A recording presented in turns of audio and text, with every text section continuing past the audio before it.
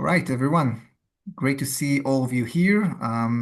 It's going to be, we have a great session coming up this evening or afternoon or morning, perhaps.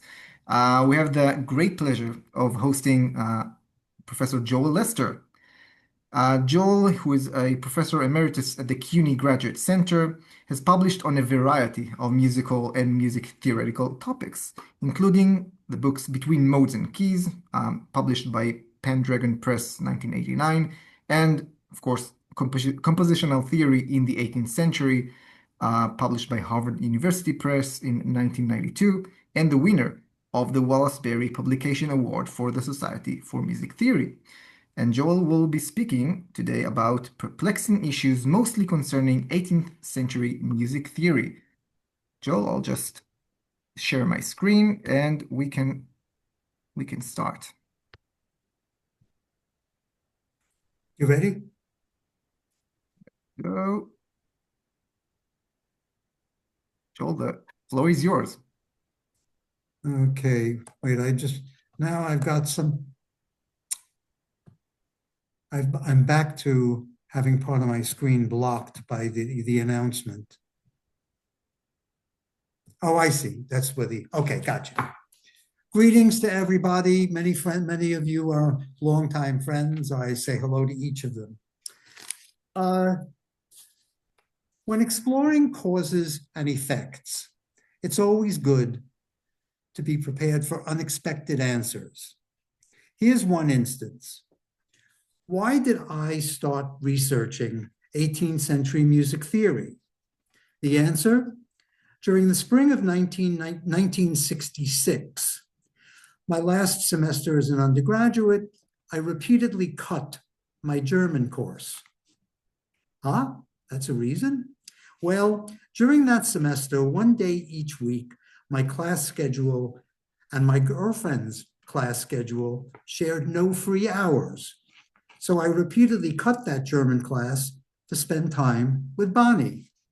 That led to two results. One result is that Bonnie and I are now married 57 years. That's a logical cause and effect. The other, me studying the history of music theory, seems downright illogical. Here's how it happened. That fall, as I began my doctoral studies at Princeton, I took their German translation exam. Professor Arthur Mendel summoned me to his office. Joel, your exam shows that you could read an MGG article. But here in Princeton, we want our students to do more than that. Retake the exam in the spring. Terrified, I swore that each day I would translate a randomly selected paragraph from a German book on music that I had randomly selected from the library shelves. One such paragraph concerned a letter exchange from 1717 and 1718 between the composers and authors Johann Mattheson and Johann Joseph Fuchs. They corresponded because in 1713, Mattheson had published Das neu eröffnete Orchestra, the orchestra newly revealed, which urged musicians to replace old ideas with new thinking, such as replacing church modes and 6-syllable solmization with major minor keys and 7-syllable solmization. Mattheson's book enraged Johann Buttstedt, an organist and composer in Erfurt, who published a response entitled Ut mi sol re fa la tota musica et harmonia eterna, all of music and eternal harmony. In 1717, Mattheson answered Buttstedt with Das beschützte Orchestra, the orchestra defended. Mattheson, who was also a lawyer and legal scholar, dedicated his book to a jury of 13 eminent musicians, including Handel, Telemann, and Fuchs, requesting that their verdict would be received on whether Mattheson's or Buttstedt's views should prevail. Fuchs wrote to Mattheson in strong disagreement and requested omitting his name from any future printings. Matteson responded. Fuchs replied, and Matteson replied. Among other things, Fuchs rejected the very notion that relations between major and minor keys mattered, arguing that all the major scales were merely transpositions of one mode, not a dozen separate keys. Fuchs also lamented that abandoning church modes would reduce the variety of melodies and harmonies. And Fuchs praised six-syllable solmization, citing its success in teaching choir boys to read music. I was stunned. Just 5 years before J.S. Bach wrote out Volume 1 of the Well-Tempered Clavier, Fuchs was rejecting major and minor keys as the basis of new music. Nowadays, we mostly remember Fuchs for publishing Gradus ad Parnassum, the longest used music theory textbook ever. But Fuchs's compositional output includes 19 operas and dozens of other secular works. How could he have believed that the church modes were the basis of the music of his time? Remembering Arthur Mendel's assessment of my German reading ability, I consulted MGG to learn how early 18th century musicians conceptualized modes and keys. Alas, MGG's lengthy article on Dur und Moll skipped from Zarlino to Rameau, leaving a gap of over a century's worth of theorists who struggled to find ways to conceptualize the music of their time. I also wondered about Bach, who often ended his cantatas by harmonizing a Lutheran chorale melody. By Bach's time, many of those chorale melodies had been updated into major and minor keys. As a result, Bach's chorales have long been used in the pedagogy of tonal harmony. But Bach also concluded a few cantatas with harmonizations of chorales in the Phrygian mode. Example 1 shows the first and last phrases of the chorales that end cantatas 2 and 77, composed in 1723 and 1724. Based on Ach Gott vom Himmel sieh der Rhein, both chorales end with what tonal theory considers a half cadence. Did Bach conceptualize that these cantatas ended on the dominant chord? Or did he hear those endings as conclusive Phrygian cadences? If so, did he hear the upbeat chord opening the first phrase of these two chorales as a Phrygian mode tonic? Answering these questions gets thornier if one also considers Bach's other harmonization of that chorale melody, shown in example 2. Here, the chorale begins cantata 153, also composed in 1723. The recitative that follows begins with the E major chord that just ended the chorale. Now, in first inversion and with an added chordal seventh, to use modern terminology, creating a dominant seventh chord resolving to the tonic of A minor, which is indeed the key of the cantata as a whole. In other words, in cantata 153, that chorale's end clearly functions as a dominant as the next movement begins.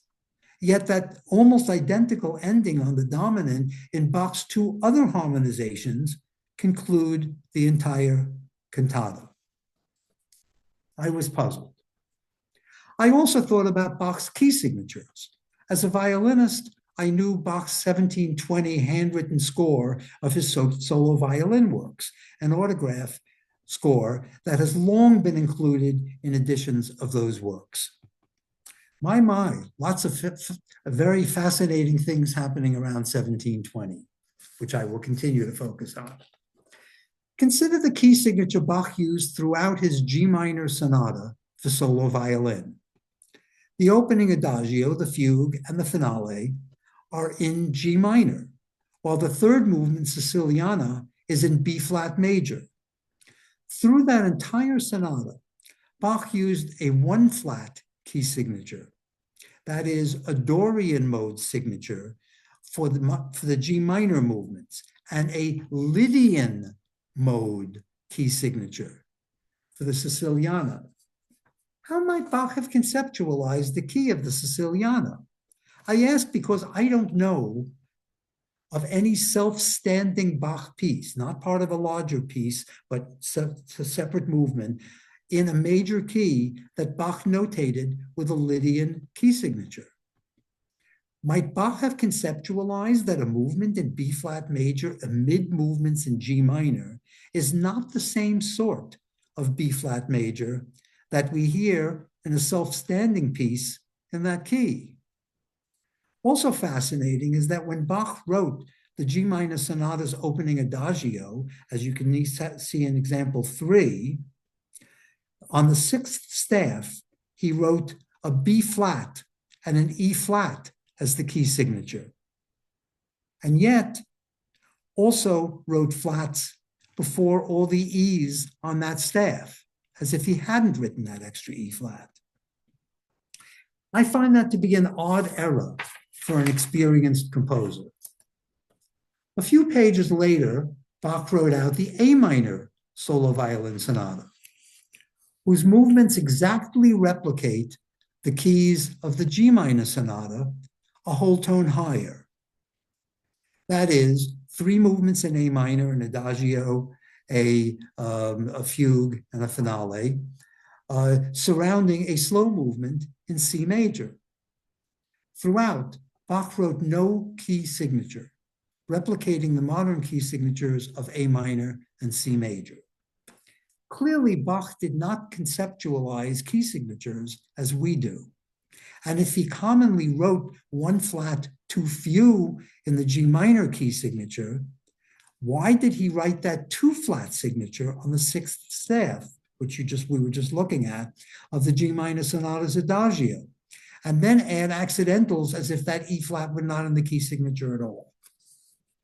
All this spurred me to think of other historical eras, when older and newer thinking had similarly coexisted.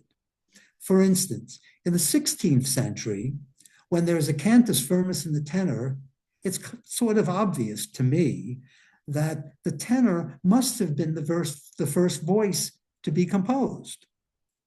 In 1558, Zolino discusses how multi-voice harmonies are built above the bass. That raises an issue that I don't believe Zolino ever mentioned, namely, which voice was conceptually first, the tenor or the bass? Later in the 16th century, theorists began to use a variety of terms for consonant harmonies with 3 pitches. The multiple ways that theorists expressed such thoughts tell me that they sought to grasp ideas that had not previously been conceptualized, namely what we call a chord is. Along came Johannes Lippius, who was a theologian, importantly, as well as a musician. In 1610 and 1612, Lippius drew upon a theological concept to create a name for 3-pitched chords with a single consonant harmony, that formed a single consonant harmony.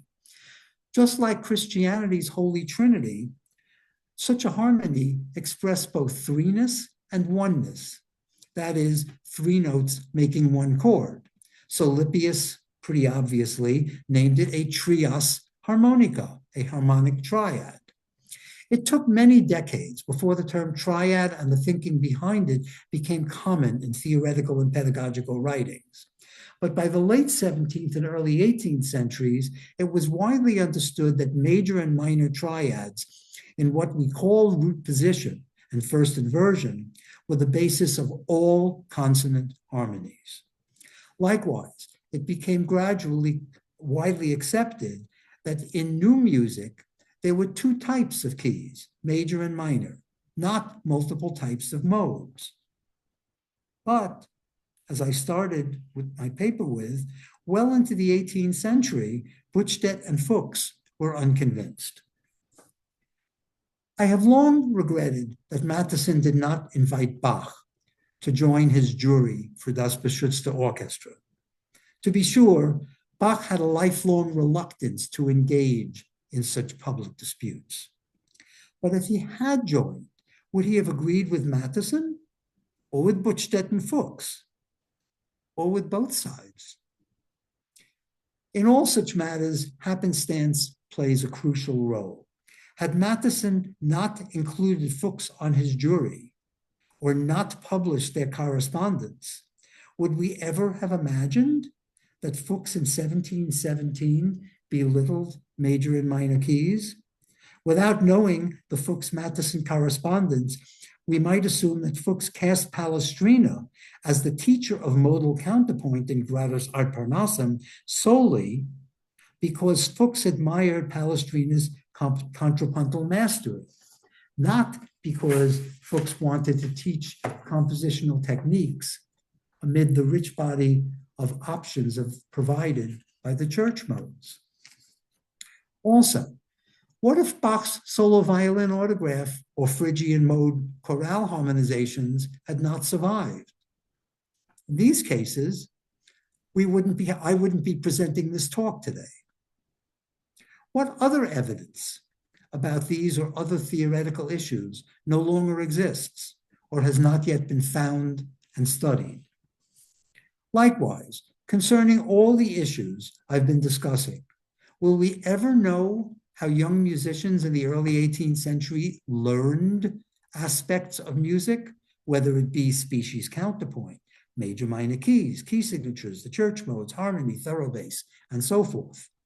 Surely singers and boy choirs did not learn about music by reading treatises by Zarlino, Mattheson, Fuchs, Buchstedt, and others.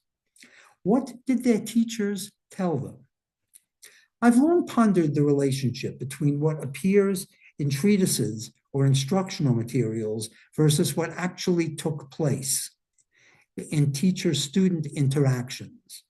Years ago, I began to look for evidence of 18th century teaching materials that might have survived in libraries or archives or memoirs. In Glasgow, a very helpful librarian called my attention to a student's notebook from the 1720s. On one page, the student had copied, it was a little later than that, 1740s. The student had copied a thorough bass exercise from David Kellner's Treuliche Unterricht im Generalbass, reliable instruction in thorough bass, an immensely popular textbook on thorough bass that appeared in many editions and in several languages between 1732 and 1796. But in his notebook, that Scottish student's comments about that particular example was concerning a different topic than what appears in Kellner's manual. Who wrote that explanation? The student's teacher? The student himself? That's probably unknowable. The matters I've been discussing teach us that despite all the wonderful history of theory scholarship of the past century, there is still much to learn about what 18th century musicians knew, practiced, and taught, vis-a-vis what theorists in their treatises wrote. In discussing issues around 1720, I've not yet mentioned Jean-Philippe Rameau's Traité de la Harmonie, Treatise on Harmony, of 1722, the first of his 8 treatises published over 4 decades. No matter how one assesses Rameau's theorizing, it's clear that his ideas transformed thinking about how harmonies and tonal music interact. Even Hugo Riemann, who theorized about harmonic functions more than a century after Rameau's death, even Hugo Riemann built upon ideas first suggested by Rameau. Not until Heinrich Schenker in the early 20th century did anyone offer an influential approach to tonality that was fundamentally different. Rameau deeply believed that one could perform or compose, or for that matter, listen to music without knowing how or why a given aspect of music works. But he also believed it worthwhile to try to understand how and why musical effects happen. That's why the full title to his traité is Treatise on Harmony Reduced to Its Natural Principles. Because Rameau tried to explain musical practices according to supposedly natural underlying principles, he found himself repeatedly changing his theories as he learned new scientific ideas. Consider the traité's opening section, entitled Concerning the Relationship Between Harmonic Ratios and Proportions. Rameau measured intervals according to string lengths, a method known since classical antiquity. But shortly after the traité's publication, Rameau learned that scientists had recently discovered that strings vibrate not only in their full length, but also in their integral divisions, that is, by halves, thirds, fourths, fifths, and so forth. For Rameau, it was as if nature, Mother Nature, were confirming his theorizing. His later treatises all based their discussions of intervals and chords on harmonic resonance. If I might make an aside here for my talk, I'd like to recommend to you the novel, if you've never read it, by the philosopher Denis Diderot, entitled Rameau's Nephew. In a priceless passage, Diderot portrays the elderly Rameau, the composer and theorist, listening for harmonic resonance by strolling the streets of Paris in the middle of the night, since that is when Paris's streets were quiet. Alas, Rameau's insistence that harmonies arise from natural resonance led to other problems. For instance, the lower overtones of a string's resonance include the pitches of a major triad, but not of a minor triad.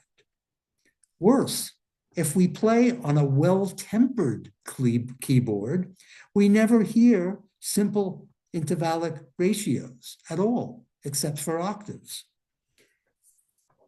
In addition, Rameau's harmonic theories themselves continued to evolve. Not until 1737 in his fourth treatise, Génération harmonique, Harmonic Generation, did Rameau fully explore the subdominant chord and its functions, one of Rameau's major contributions to music theory. With Rameau's theories continually evolving concerning scientific matters, such as string lengths versus overtones, and musical matters, such as the subdominant, it's not hard to imagine readers, each of whom had read one or more Rameau treatises, but different ones. They would both think that they knew Rameauian theory, but they might have read entirely different ideas. The understanding of Rameau's theories during his lifetime and later still merits further exploration. Ever since 1966, when I translated that paragraph about the Fuchs-Matthiessen letter exchange, as I prepared to retake Princeton's German translation test, which, by the way, I passed the second time around, I believed that studying the history of music theory is a worthwhile, even necessary endeavor if we want to understand how composers conceptualize their musical creativity and how performers and listeners might have understood the resulting music. But as I hope to have indicated in my remarks so far, during the Baroque and classical periods, the periods of music history, during which many aspects of the heart of the concert music repertoire came into existence, that turns out to be a rather thorny task. The relationship between the composition of new music and theorizing about that music is obviously complex. As I've already discussed here concerning Buttstedt's and Fuchs's responses to Matthiessen, Bach's key signatures and Phrygian chorales, and Rameau's constantly evolving theorizing, many notions we nowadays think of as so clearly fundamental that we teach them to young children, such as keys and key signatures, were not fully accepted by some of the major musicians of that era. What might this have meant during those historical periods?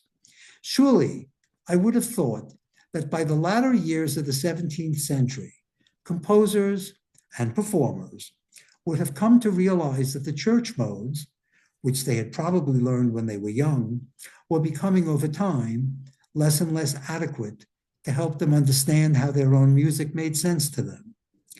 And whatever they had learned about harmony and keys, for instance, which harmonies can or should be used in this or that type of musical passage, or to produce this or that musical effect, that seems inadequate to explain what we hear in their music.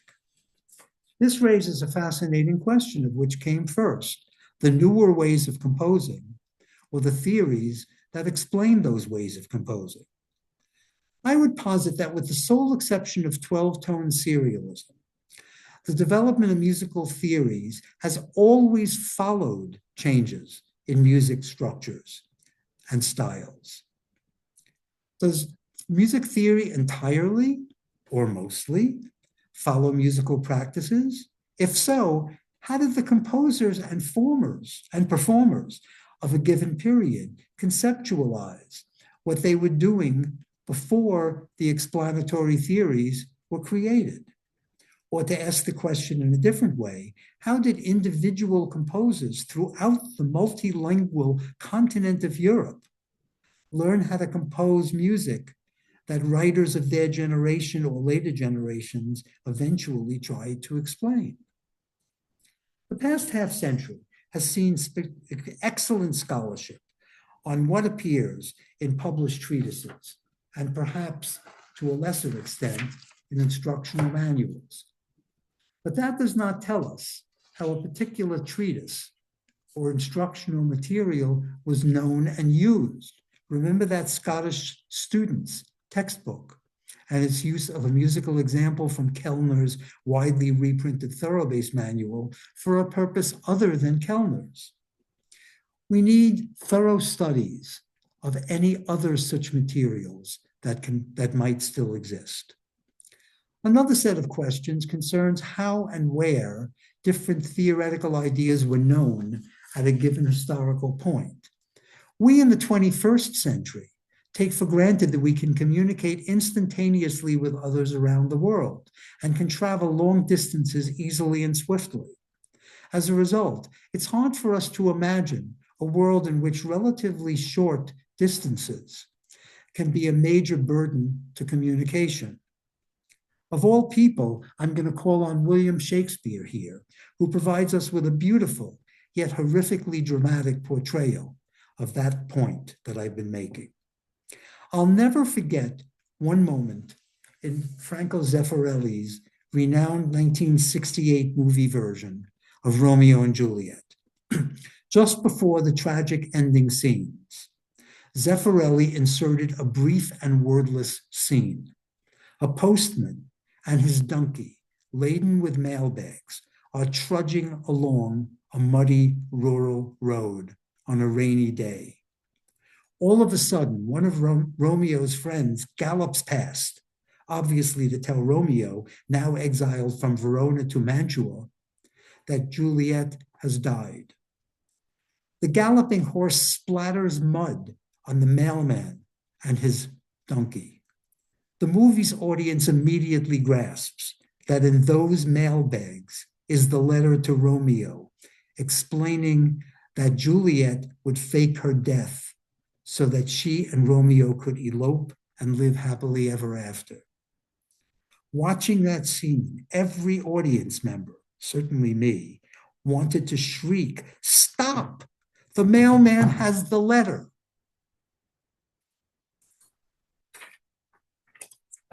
I wondered, how far is Mantua from Verona, where Juliet had just been entombed? The two towns are separated by a bit more than double the length of the island of Manhattan in New York City. In other words, the length of a morning and evening commute between New York City's northern suburbs and Wall Street.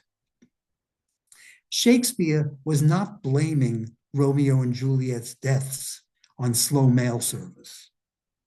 He was telling his audiences that if you play with faking death, you open yourself to the vengeance of the gods. Slow mail service is always annoying, but only because Juliet had played with death could her inability to communicate swiftly, even over short distance, turn Romeo and Juliet's story from a love story, a romance, to a tragedy. That world, the days before trains and telegraphs, not to mention cell phones and the internet, is the world before the Industrial Revolution. That's the world in which Baroque and classical music was created and first performed. This raises a host of questions central to the history of music theory. How did musicians know what was happening across the European continent? Clearly, the date on which a treatise or instructional manual was published in one country does not tell us when its contents were learned even in that country, not to mention elsewhere. Likewise, without modern ways of hearing music, whether on record players or on YouTube, we can imagine a world in which Beethoven's Ninth Symphony was premiered in Vienna at that famous 1825 concert with the deaf Beethoven conducting, and then not heard again in Vienna for a quarter of a century. I often think about that.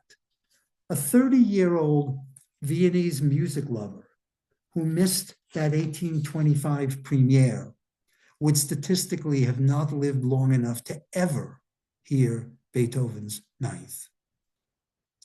Throughout my remarks, I have been discussing matters of notation, counterpoint, and harmony, the time lag between when this or that theoretical idea was commonly used versus when theorists began to delve into its essences. Before I close, I want to briefly ask some questions about musical forms.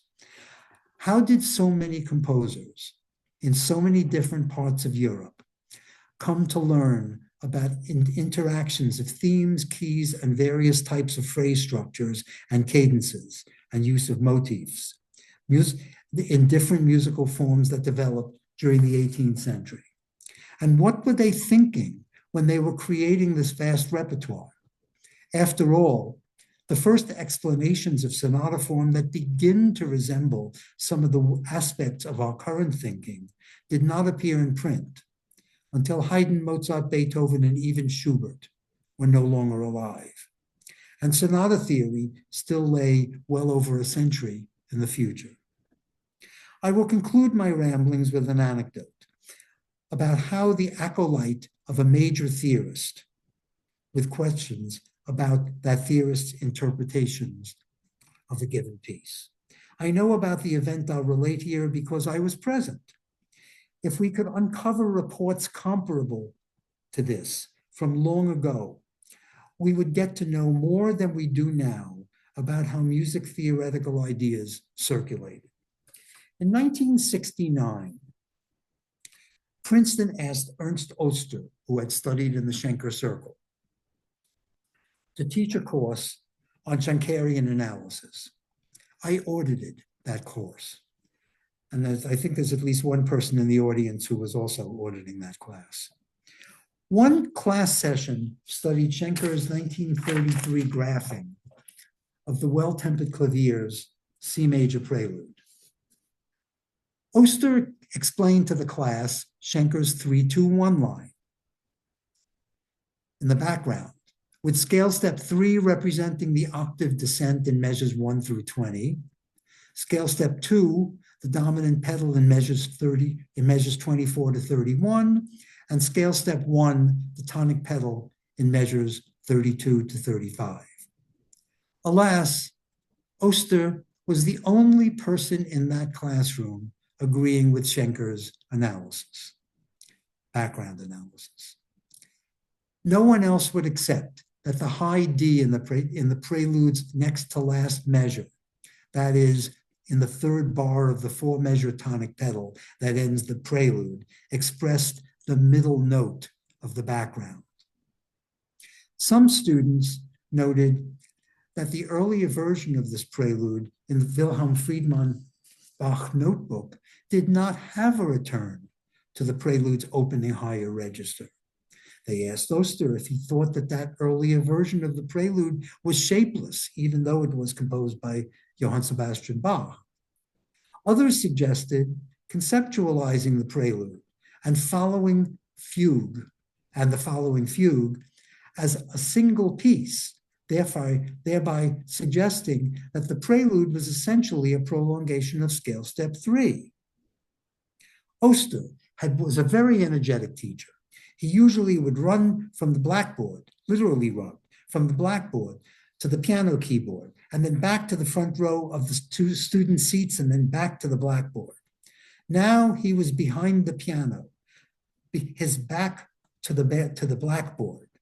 He practically shrieked his final remark, insisting, "It is our obligation to hear the prelude as Schenker heard it." That incident happened only 34 years after Schenker's passing. Today, we are 91 years after Schenker's death, and many of his ideas are deeply embedded in our conception of tonality. So disagreeing with this or that this particular Schenkerian graphing is common in analysis classes. Indeed, comparing different analyses with Schenker's is often an essential part of our pedagogy. Wouldn't it be beyond fascinating to find comparable anecdotes about 18th century theorists and composers, perhaps, disagreeing with one another? Thank you.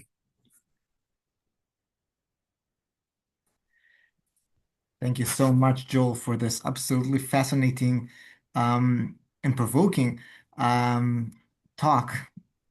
And without further ado, we now proceed into our next part of our session, which is the responses to Joel's talk. And we have two fabulous respondents today. The first is Boris Kleiner.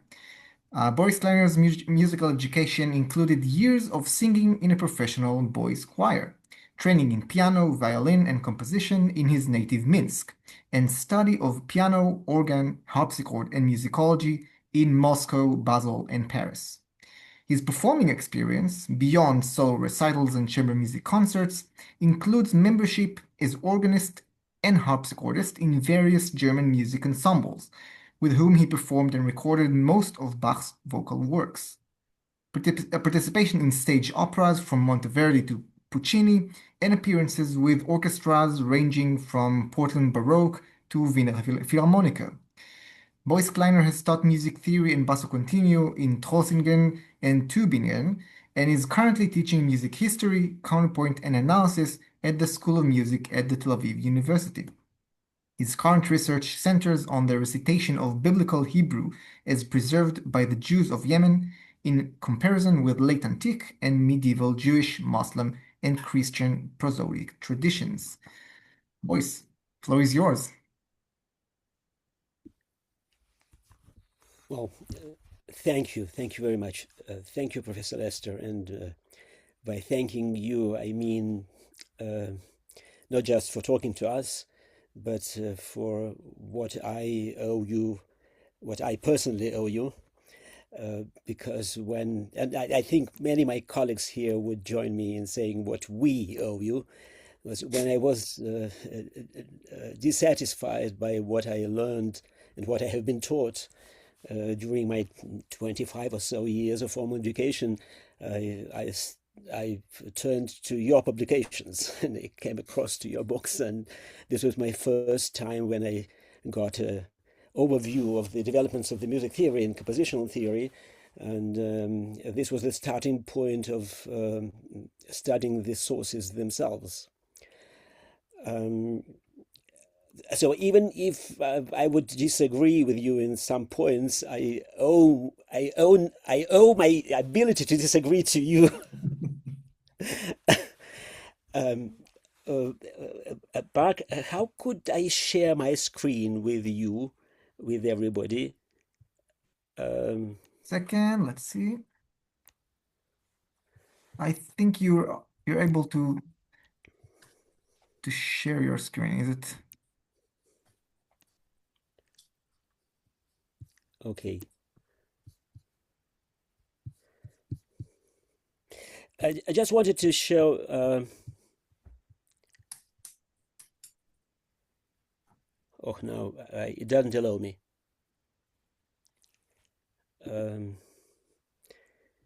It doesn't allow me.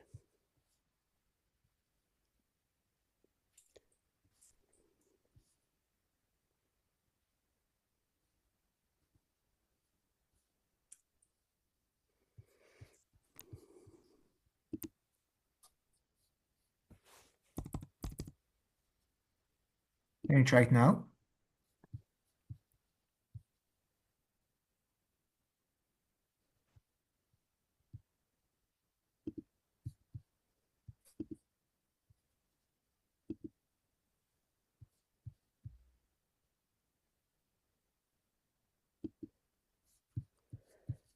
Well, I wanted to show you if you can see my screen now. Yes. Okay. So I wanted to show you some implications of what Professor Lester was been talking about. Um, um, if we take the famous piece that everybody knows, this is the starting of the Credo from B minor Mass by Bach. This piece is unfigured, and there's a question that every practicing organist performing this piece asks, or maybe don't ask. What should be played in the second half of the third bar? Which chord? This is unfigured, and there is only the melody, single voice melody, and the bass. So probably nobody would probably even bother to answer this question because it seems to be obvious. It should be in dominant chord. And in any performance of the B minor Mass that you would hear here the dominant chord. I mean the E major chord, sometimes with suspension, sometimes without suspension, but the harmony seems to be very clear. And it also seems to be confirmed by the figures that appear in the autograph score in this bar. Here you see this sharp, which means the dominant chord, E major chord. But the figures are not by Bach. The figures are by Emanuel Bach, who prepared this piece for the performance in Hamburg in 1786. And he provided these figures. So Friedrich Sment, who edited the B minor Mass for the Neubach-Ausgabe, didn't include these figures into his edition because they are not from Bach, not by Bach. But they give the evidence. They provide the evidence how Emanuel Bach conceived this harmony.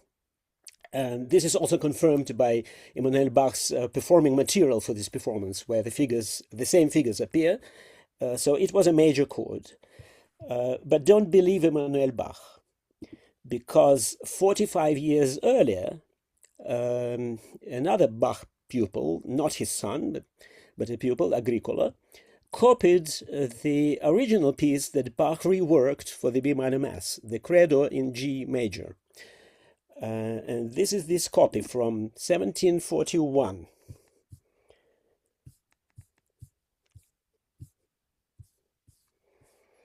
This is the piece that Bach used.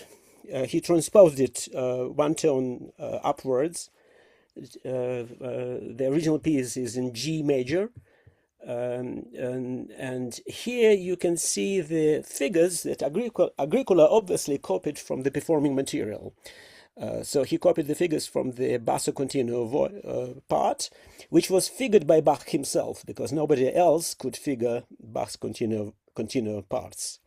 And now here you can see something very interesting.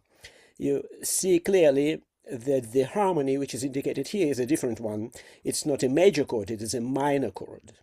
It's a minor chord, it's a D minor chord, which prepares the dissonant chord, the 5-6 chord in the next bar. So this is a completely different perspective of performing and conceiving the harmony. Why? Why is it in minor chord? Because the piece is mixolydian. The piece is mixolydian, and this harmonization of particular spot considered its mixolydian modus, its mixolydian mode, which was obviously neglected by Carl Philipp Emanuel Bach 45 years later. So you have two perspectives, both authentic, both from the 18th century, which give us totally different results. So the unusual harmony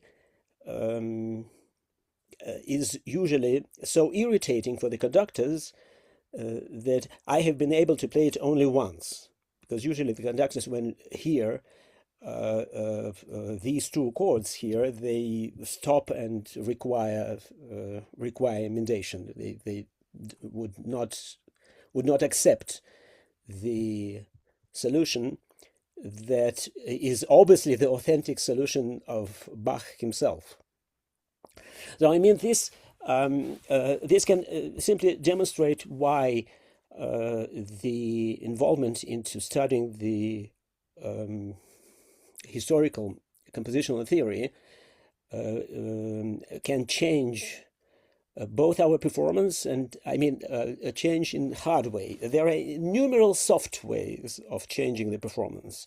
When the performer understands the patterns, the particular kinds of cadences and particular kinds of counterpointal sequences, how they work, and this can profoundly transform the performance and the perception of the music. And I think it is, I owe also to Professor Lester this insight that it is our task to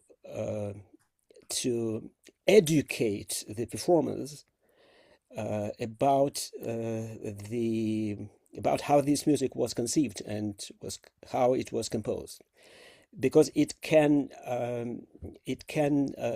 lead to profound changes in one's performance of the music and also in one's listening to the music, because some and very many rhetorical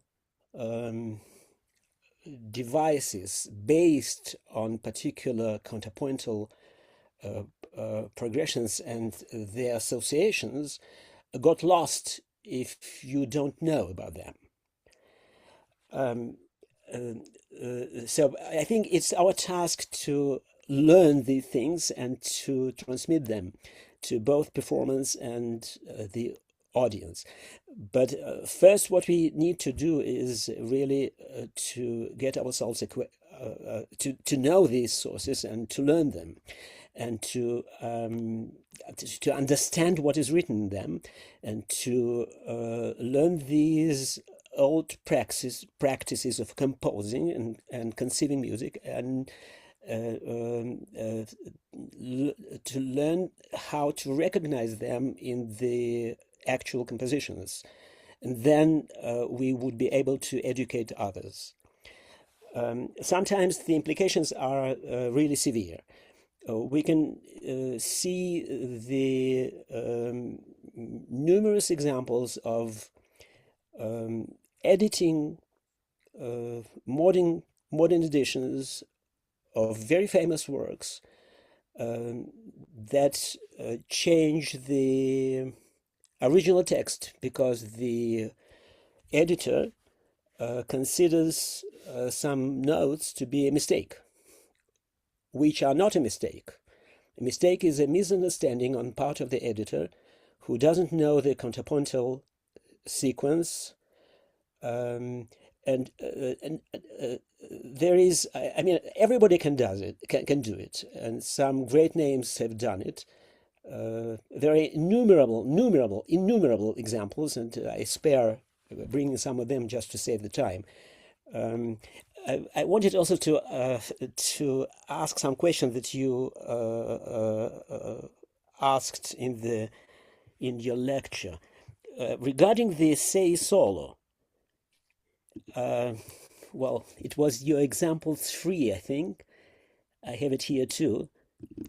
The mistake that you pointed to is not the single one that we can hear here, that we can see here. The most known one is in the line 2. In the line 2, Bach forgot to write E flat. Unless you would think that what is implied here is that the bass line should be E natural, then E flat, D. But nobody believes that, because it would be highly unusual to have an E natural after D. D, E, E flat, D. This is highly unusual. So everybody assumes in every edition it is a E flat.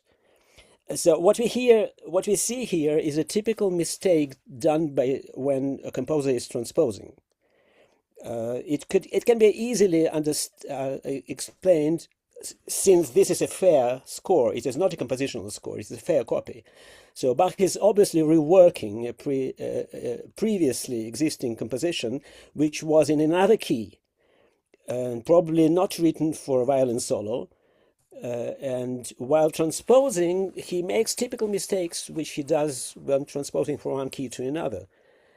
So this notation with E flat or E flat, with E flat or without E flat, bears no witness on how he conceived the key of this piece.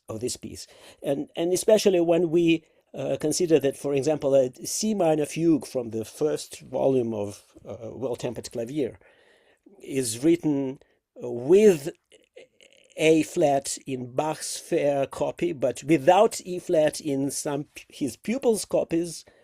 It is the same fugue. So these are only the oddities of the notations, whose provenance is known, and we owe our knowledge to your book about the modes and the keys. But it doesn't say anything how Bach conceptualized this piece. This is in my opinion. And another thing that I would really like to know, what is your opinion about it? You mentioned that the history of music nearly always followed the practices. But I think we have some examples, even from the compositional theory of the 16th century, of the 17th century, when the theory of music actually shaped the compositional practices. The famous example would be the modal theory of Glarean, who was not a musician and who produced his 12 modes system based on a basic misunderstanding of compositional practices. This is simply an outrageous example of a musically incapable theorist who was not a musician, who barely understood. He loved the music of Josquin, but he barely understood how it was composed, and he analyzed the pieces of Josquin in an outrageous way, accusing Josquin of not understanding modal nature. And he produced his theory that was so appealing because of its clarity. It was so rationality. He made something irrational to rational. And it was so appealing to the later generations that the composers actually started composing in these artificial modes that he produced. The famous example being late Beethoven producing something in the Lydian mode, which has never existed, which was an artificial product of Glarean. So at least in this case, the theory of music shaped actually the major production and thinking of the composers. well, I don't want to take all the time. Once again, many thanks for educating us and giving us the opportunity to learn things and educate others. And we should take the glove and learn the things.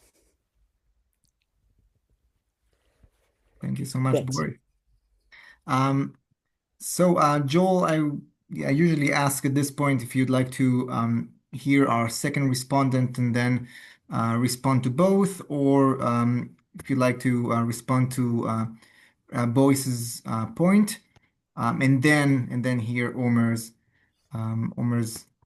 responses. That I'll try to be brief. I'll try to be very brief.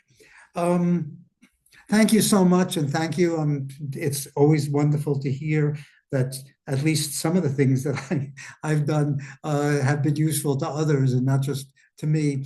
I always, for just about every book and article that I've ever written for publication, I've often thought that the goal is, I can't find this information elsewhere.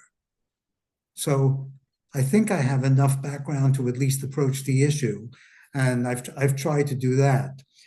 I think there's a tendency all too often to think, again, I referred to that in my paper, to think that the world has always had certain characteristics that are really fairly modern in the way they're put together. When a music, first of all, I mean, if you had 3 stands of violins in an orchestra, you needed somebody to sit down and write out 3 copies. There were no Xerox machines. There was no copying.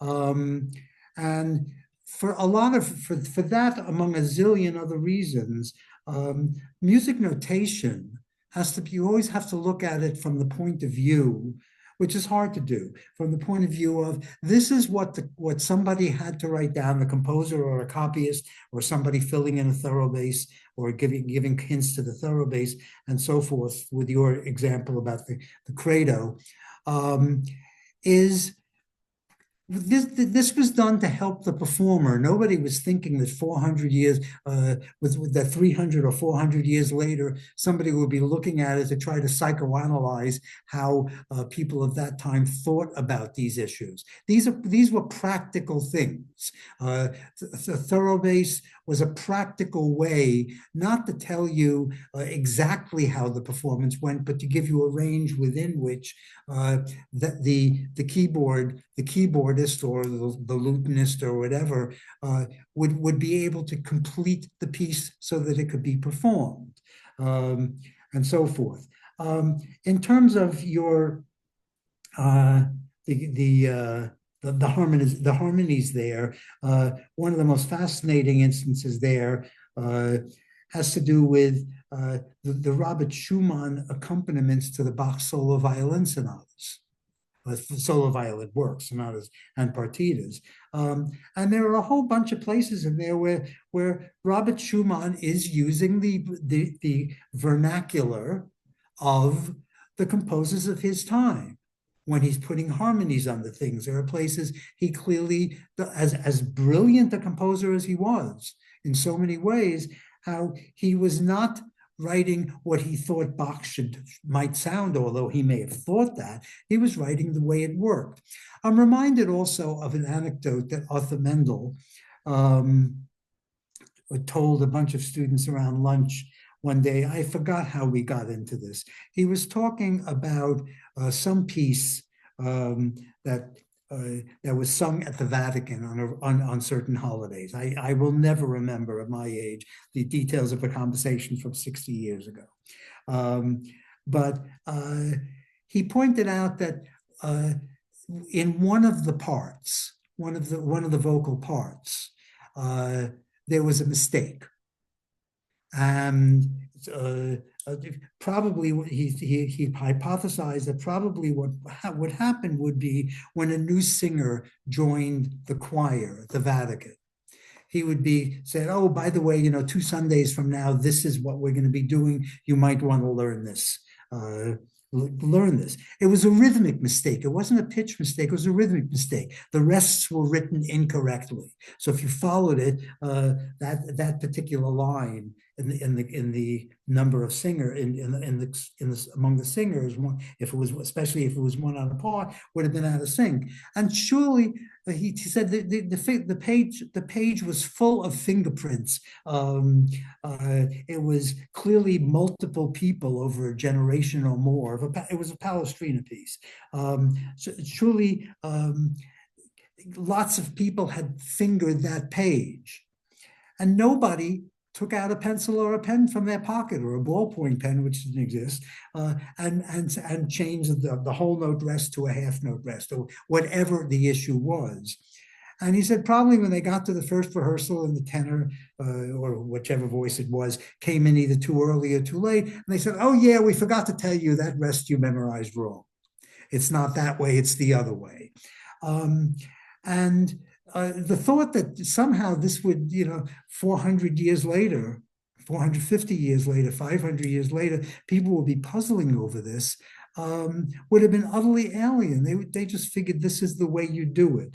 So I think we take a lot of attitudes towards a printed score. Well, if it's the printed score, it must be the real thing, and somebody proofread it, and so forth. I mean, I've noticed this in a novel that I was recently reading by a Chinese author. Obviously, I did not read it in Chinese. I read it in English, and there were multiple spelling mistakes, and they got worse and worse as it went on. It was a political novel about things happening in China today. It's a novel, but fiction, but it was very critical of the regime. And clearly, somebody was in a rush to get the English translation out. And knowing that tells you something. There was a former student of mine whose name has slipped my mind. I hope it will come back shortly. Names do not stay with me. And he was teaching music history. Fred, damn it, it'll come to me. He teaches, and he's taught in conservatories. He never quite finished his doctorate, but he's been teaching music history. And the class that I sat in and observed about 20 years ago, Fred Fehleisen, that's who it is. He never finished his CUNY doctorate, but he taught at Curtis, Juilliard, Manhattan, Mannes, and other similar situations. I believe he's still doing it. And he brought into class little inkwells with a little bit of ink in them, and poured a little bit of ink into them, and came in with quills from a real bird of some sort. And he wrote 2 or 3 measures of the St. John Passion, one part, on the blackboard, like 2 measures worth of notes. And of course, each student had a chance to make a mess on the page. There were blots, there were ink spills, there were this, there was that, all kinds of things. And then Fred, without saying a syllable, picked up off the table the facsimile of the Bach autograph to the St. John Passion, and started turning pages with multiple stabs and everything, and basically saying, this is the world they lived in. They didn't live in our world. If you added another stand to the violin section, you had to hire a copyist to make another violin part, and so forth. I agree with everything you said, and I don't think anything you said fundamentally disagrees. We might argue about this or that particular thing, but I've always been puzzled by thorough bass altogether, and how keyboard players realize it. And I love your example. I will be, if that topic ever comes up again, I'll try to remember to credit you. Thank you very much. Thank you, Joel. And by the way, if we're talking about mistakes or possible mistakes, and the Bach G minor sonata, before I give Omer, before Omer will respond, I just want to show you one thing, one quick thing that some people do not necessarily see this as a mistake. So let's see. So here's the part, and then we got this performance. Can you hear it? No. No, okay. Yeah, of course, because I didn't share my sound, right? Second. There you go.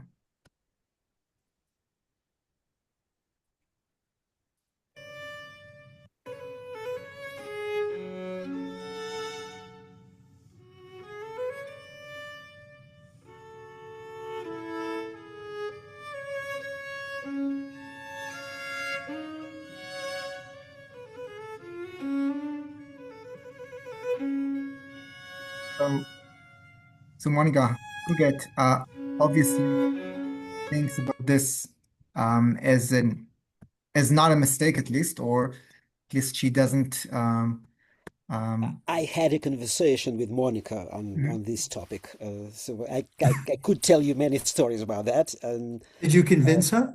no, No, obviously. Yeah. All right, maybe No, later. it's fascinating, and I wonder whether they thought of wrong notes the way we do.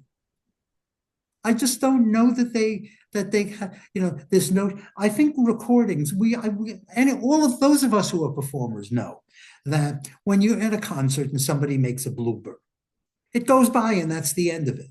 But if you have a record that has a wrong note in it, measures before that, sometimes early in the movement, you are expecting that wrong, you're awaiting that wrong note, and it ruins the whole performance. But the whole notion of recordings didn't exist. I mean, even in the late 19th century, I mean, it's the late 19th century before we get recordings. They lived in a different world.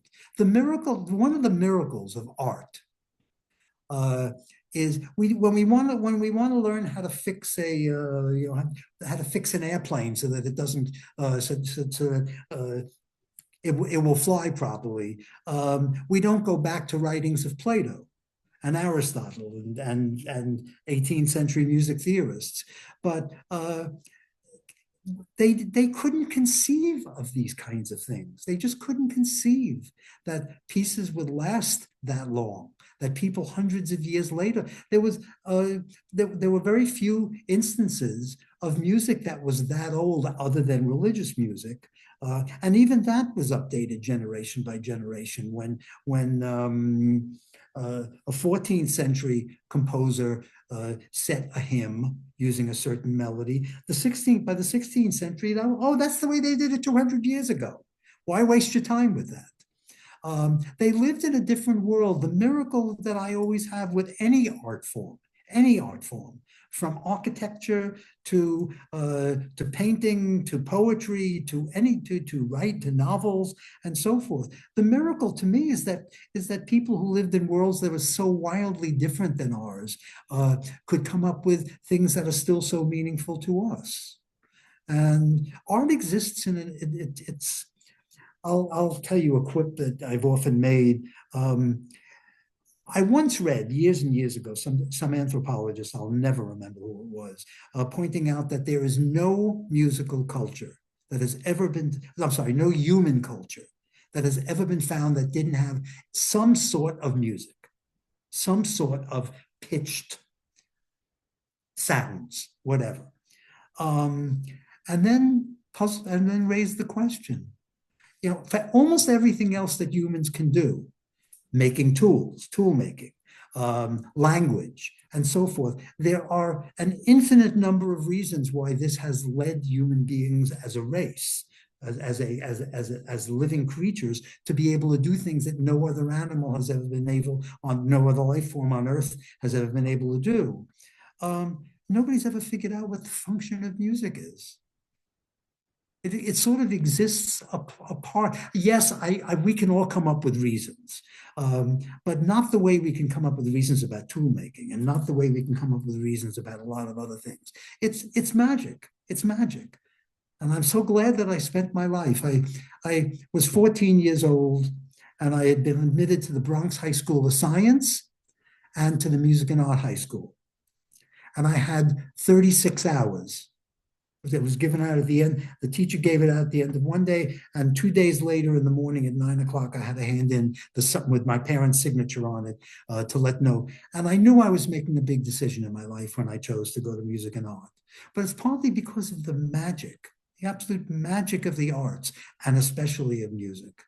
I mean, music with text is one thing, but I am so so grateful that I have spent my stay on Earth for that. But it doesn't mean we'll ever answer some of these questions, and that's the fun of being in these fields. Thank you. Absolutely agreed. And thank you for the questions. They're fascinating. So now we move on to our second responder, which is Omer Maliniak. Omer is a music researcher and music educator. His research focused on the formal development of the 18th century concerto, combining corpus research with contemporary theoretical writings under the supervision of Professor Yoel Greenberg. He recently published an article in MTO, Music Theory Online, examining the historical decline of the solo cadenza in concerto movements. Omer currently teaches in the Music Education Certificate Program at the University of Haifa and leads professional development workshops for teachers in high school music programs. Omer, take it away. Hello, and first of all, thank you to you, Barak, for organizing this amazing project. And thank you, everybody, the entire forum here. There are many, many people I really appreciate and hold to high regard. And first and foremost, thank you, Professor Lester, for this great talk and for back in the day playing the mediator between Rameau and C.P. Bach, which helped me feel better about it. I've written so many things, but I'll be brief. I'll have to choose. First of all, your last comment to Boris was about that you were fascinated about the thorough bass and how players learn to do that. I would ask, how would Bach handle jazz standard with chord symbols? This is, of course, you wouldn't have any problem technically, but you do what you're probably used to. You were wondering about how theoretical ideas moved around and people communicated, and then I really appreciate your point about how, generally speaking, music reality preceded music theory. Theory always explained what people were doing, and it's really important when we teach theory, because usually theory explains what people were doing, and this explains what was working. Because people, if they tried, composers, musicians try to do something that doesn't work, it would probably cease to exist or wouldn't be used that much, whole lot. So it's really important to, unlike physics where you have like a theory and then a series of lab experiments to try and test it, music theory really explains what people were doing. It's really important, and it really, for me, it goes together with the question how these ideas were circulated. And I would say music was circulated faster than theoretical ideas. So we do know that like Vivaldi scores were circulated all across Europe very, very fast. And then when Bach received them, and the CPE Bach is famously quoted in Forkel's biography that his father learned from Vivaldi how to think musically, whatever that means, and I'm trying to figure that out. Bach may have generalized something from Vivaldi that Vivaldi never actually meant. So the music was circulating, but the theoretical ideas that took longer. For example, if we go to Koch, he was writing about music that was already old-fashioned in his day. Just an anecdote, and then I'll just jump to my only. I just had to pick one question, so I'll do that. But about key signatures, when I really researched a whole lot of concerto scores from the early 18th century, I did see a few scores that had like a C minor piece that was written with two flats and a G minor piece that was written with one flat. It's always the flat keys. I think it may have something.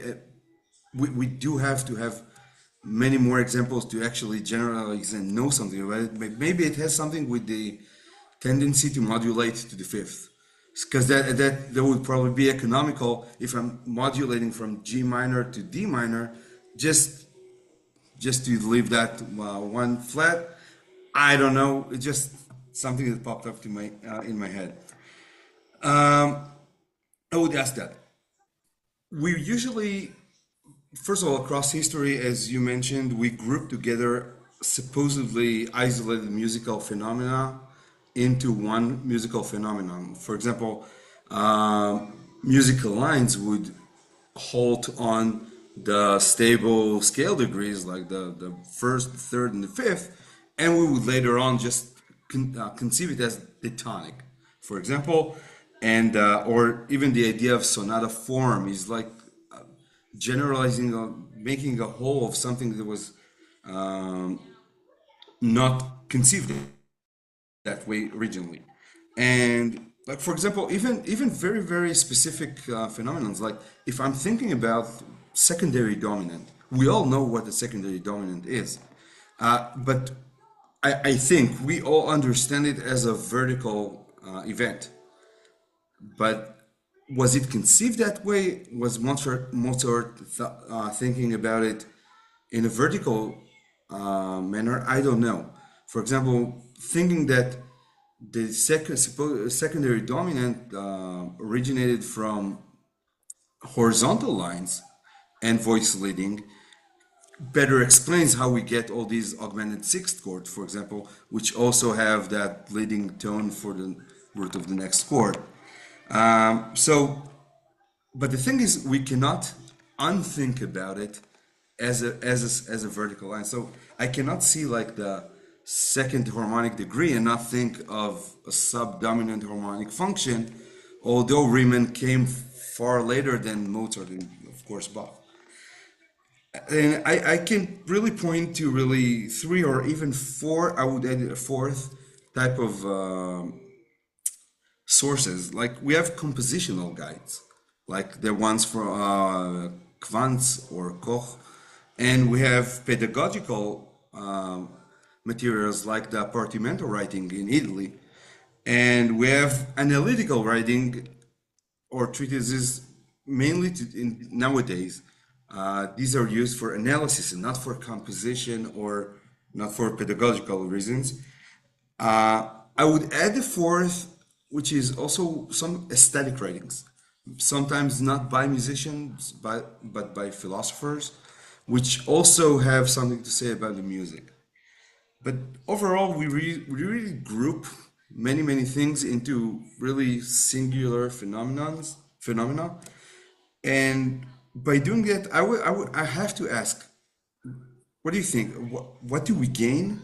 But even more so, what do we lose by by thinking of historical musical phenomena in nowadays terms? And that's why I just had to pick a question. So that's my pick. So, what do we gain, and especially what do we lose In when we do what? when Just so we I want to understand your question a little we better. generalize? For example, Mozart was not thinking about harmonic functions, but You think Riemann, you're saying that Mozart was not aware of what we call harmonic functions. he may have been aware, but he wouldn't call it this way, or he was aware of the harmonic effect, but he didn't. I suppose he never learned it in a generalized term. Like for example, let's go with my example of secondary dominant. We think of it as usually a vertical or harmonic event. I'm not sure that's the way it was thought of back in the day. So by really grouping things together, for example, sonata form or tonic chord, I, I I'm wondering. I don't have an answer to it. So what do we lose by doing that? Of course, I think it's obvious what we gain, but I'm not sure what we actually lose. I'm going to answer, if I may, I will answer in a roundabout way.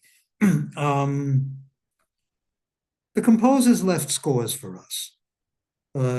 Mozart didn't write. In this movement, I'm moving the approach to the second theme to do this instead of to do that. He leaves us the notes, and he leaves us to interpret the notes, which are ultimately a set of instructions for a performer. When I was doing a coaching of performers, which I did at various levels over decades, what I was always fascinated by was how different people took those dots on the page, those markings on the page, and came up with very different performances. Sometimes it was a matter of tempo. They would, what does the word allegro mean? What number? And then, of course, when the metronome came along, I'm aware of, I would have to track it down. I am told that it has to do with when composers like Beethoven started putting metronome markings into scores. I think Beethoven may have been the first major composer to do that. And he supposedly took Melzel's metronome, and he went through piles and piles and boxes of his own works and started putting metronome markings. And in one of his lieder, I remember reading this in a Beethoven biography. I could find it, but it would take me a long time. I read this decades ago. He wrote quarter note equals 100. And then he scribbles in parentheses right after that. But of course, that only goes for the first few measures because we're not machines. And from that remark, I have come to think, I've thought about that remark a lot. There's a very similar remark by Mendelssohn. There's a report of a conversation with Brahms, who all said very, very, very similar things. So it was a topic that people spoke about a lot. And the question then becomes, well, what was the function of Brahms mostly put, as I understand it, mostly put in metronome markings when he wrote his choral works, because he figured a lot of the singers and the choruses that he conducted were not professional musicians. They were people who did other things, but also had good voices and knew how to follow a conductor and so forth. And he figured they needed more instruction. I mean, we've all been at concerts, listened to records of a piece that we know very, very well, that we've performed a lot, that we've studied a lot of different recordings for. And we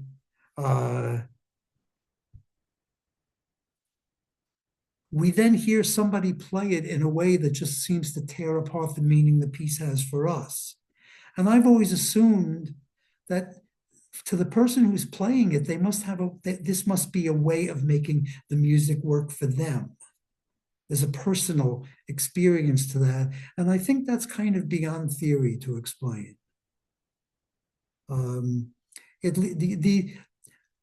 That's what I'm saying. There is no function to music. You can't say, well, if you're going to be eaten alive by a tiger if you don't have a strong enough weapon to make the tiger learn not to attack human beings.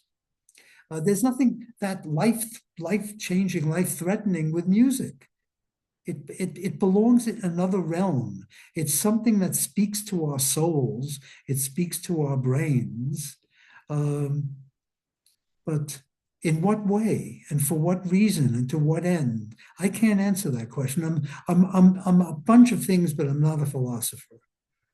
And that's something that seems to belong with philosophies. When I used to teach in DMA programs, I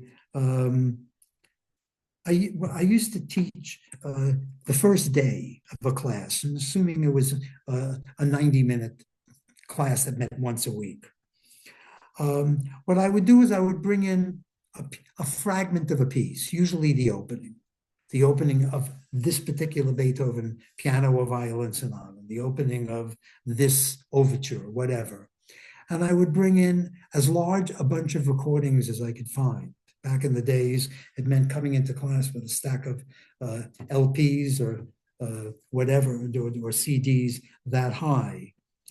And I would, hand out the score to the students, and I would then play one of the performances. Say, let's talk about how is that performer making this aspect of the piece something. One of the things, for example, one of the examples I used to love for this was the opening of the Beethoven Spring Sonata, because it's not a 2 + 2 + 4 or a 4 + 4. The phrase it evolves, and it's something by the first cadence of sorts. You're in a very different place. And when I would play really old recordings, violins and pianists playing from the beginning of the 20th century, recordings made in the 1920s, for example. And they would change tempo as the music changed character, noticeably, very noticeably. And of course, there were students in the class that said, no, you can't do that kind of thing.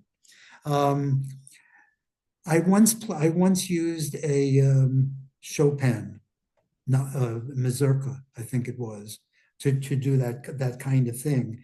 And one of the recordings I played was at the very end of his life. I'm sorry, someone help me. I'm drawing a blank on a name. Who was the Polish pianist who became the first president of Poland?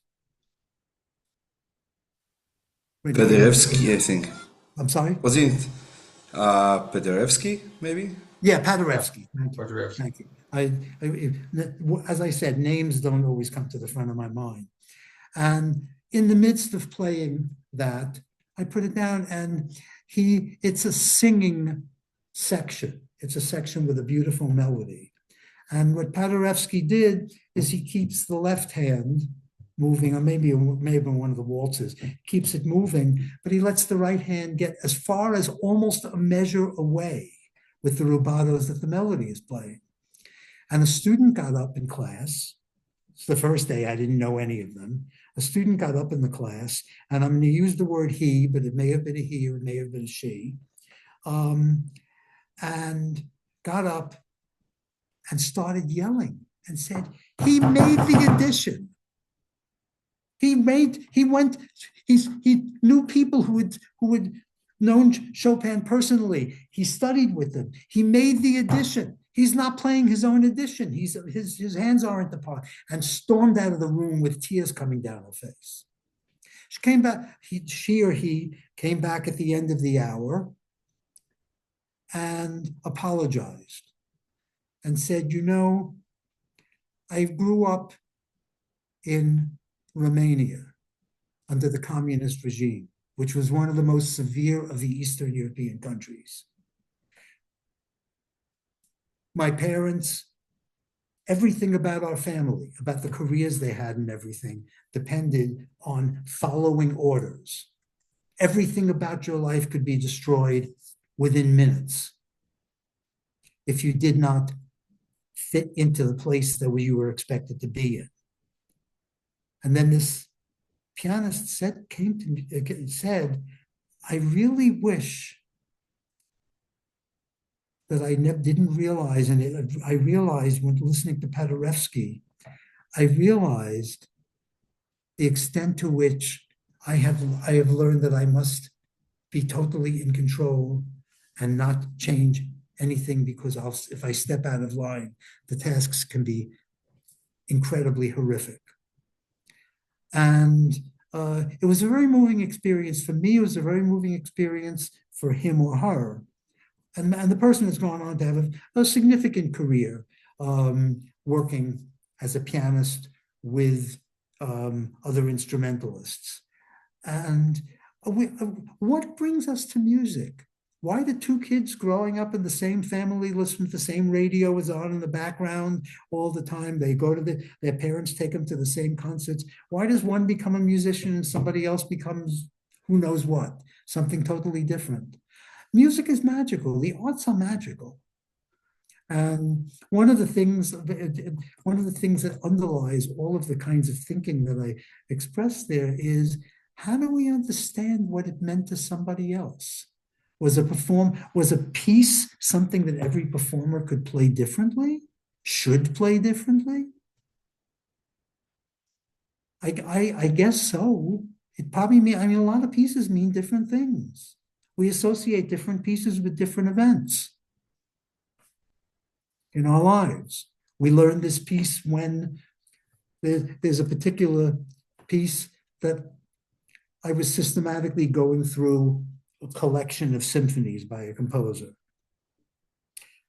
And my mother suddenly died in the middle of that situation. I mean, at a reasonable age. I mean, nothing horrible. Wasn't like was hit by a car when she was 21 years old. But I personally will forever remember that symphony and pair it with my mother's sudden death. But I don't expect anybody else to have that reaction to that piece. And to me, when music theory at its best teaches people to, and thinking about music structure, and Robert Schumann teaching us, I regard Robert Schumann's accompaniments to the violin solo works of Bach to be a kind of treatise.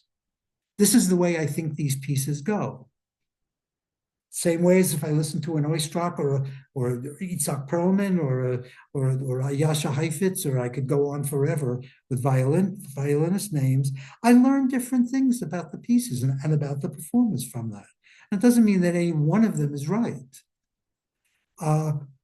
I think part of the reason that I got into music was because composers don't leave us with a completed work. They leave us with a set of instructions to bring that work to life.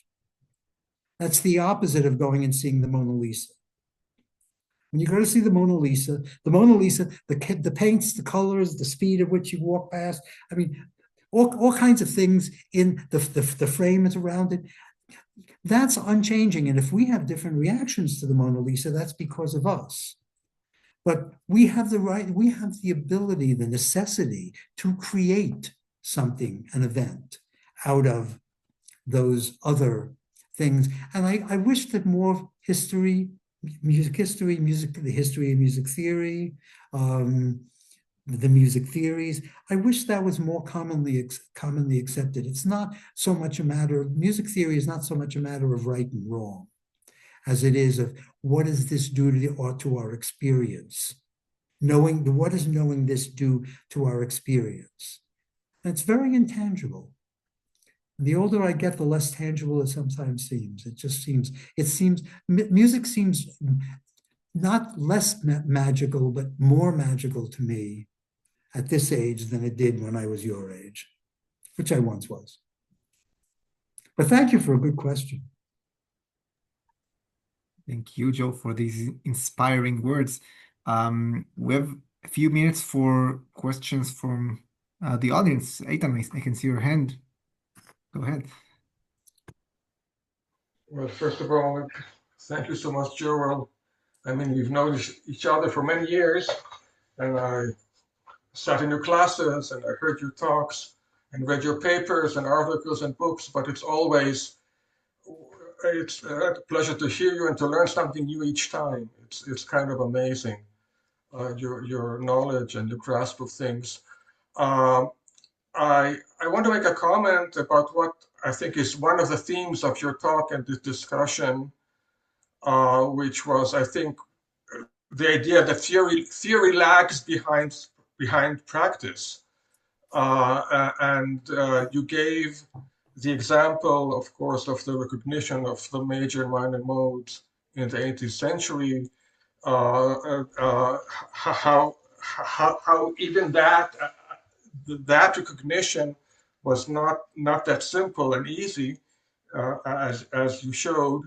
And of course, the example that came to my mind was a name that was mentioned by Boris Glorian in that connection. And of course, I will make a comment that, of course, Glorian was not a professional musician. That's true. And of course, he had to invent examples in the Lydian, polyphonic examples in the Lydian modes, not monophonic ones, because they didn't exist in practice, but they existed, of course, in theory. The Lydian mode did exist in theory.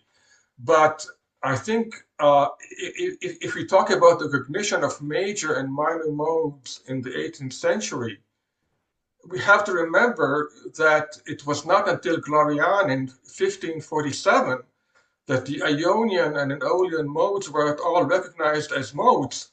I mean, that was the amazingly courageous contribution of Glorian, who stood against the church and announced that they're not just 8 modes, if you include the plagal and so forth, but 12. And that, I think, is one of the most astonishing examples of theory lagging behind practice. It took like 700 years or so to recognize theoretically that major and minor, the Aeolian and Ionian modes, and that was simply because of some dogma that started somewhere in the 8th century or so, that they had to organize the Gregorian chants into modes, and they took an old theory of 8 modes and had to fit that in. So they had only 4 modes and the plagals. So, this is an astonishing example. And of course, that goes to, the nature of human beings. Of human beings are not rational and necessarily always, or maybe most of the time. And the only other example that comes to my mind of that scale is the recognition of equal temperament, which was simply a matter of not being able to deal with logarithms until the 17th century. To my mind, in the same way that major and minor existed before they were recognized, equal temperament existed many centuries ago as well. So, I just wanted to add this perspective of how theory can often lag behind practice in very astonishing ways. But at the same time, it also focuses us on aspects of music by the very nature of the field of music theory. I have never once regretted going to high school of music and art and not Bronx Science, but I've also never regretted having a life. There was a big question whether I would go to a conservatory or whether I would go to a liberal arts college, whether I would pursue advanced degrees in performance. Ivan Galamian, who I was studying with, wanted me at Juilliard as a violinist, and I just felt, I mean, the quip that I always make is, I knew that even if I didn't have a degree in violin, I could still become a violinist in certain circles. Whereas if I didn't have a degree in music theory, I could never end up on a college faculty and with research options. So I've never regretted that decision, but I love performance and I love thinking about music. I find it fascinating. Music takes me in. When you hear the one performance, Murray Pariah, one of the last performances he performed in Carnegie Hall before he retired for good because of arm swelling in one of his hands or something like that. He played Opus 131. Opus 111, I'm sorry, Opus 111. And when the second movement's variations start breaking down as variations and it turns into a kind of cadenza that just goes all the way to the very end. I've listened to a zillion recordings. I have listened to many live performances of it. And Murray pulled off something that I've begun to believe was impossible. He somehow kept the arc of the piece, the arc of motion of the piece through the universe, all the way to the very, very, very final note. Usually the piece seems, by the time you get done with all that figuration at the end, I would always lose the narrative thread of the piece. And Murray somehow did it. And I just felt, I mean, the audience went crazy over the performance. I don't know whether anybody else thought of, conceptualized that aspect of it that I had, but it was one of those cases where I don't know what he did to make that happen. And I almost don't care. I just knew that I was floating all the way until that last note, which 99.999% of pianists seem incapable of doing. But, you know, it's moments like that that we are no longer on the earth. We're no longer worried about, what the rotten news is on the front page, or worse still, the editorial pages in the newspaper. And maybe that's part of the function of music, is to take us to heaven, whether we believe in heaven or not. But thank you, Eitan. Thank you. Yeah, it's quite an important function, especially these days, won't you say? No kidding. Yeah, You've noticed. barely. So, anybody else wants to maybe ask a small question or make a small comment? If not, I think we will conclude because here in Israel it's almost 10 p.m. Um, and um, and I really want to thank both of our respondents, Boris and Omer, for fascinating responses, and of course, big thanks for Professor Joel Lester for his fantastic talk. As Eitan said, it's always a pleasure to read you, to hear you, to talk to you. And it's been a pleasure today as well. I want to thank you and everybody else who joined us. And you're all welcome to our next colloquium meetings. The next meeting will be with Professor Neil Zaslow. And we have a fantastic roster as well afterwards. So we're really looking forward to see you all there. And have a good night or good afternoon or good morning. Thank you all. Thank you.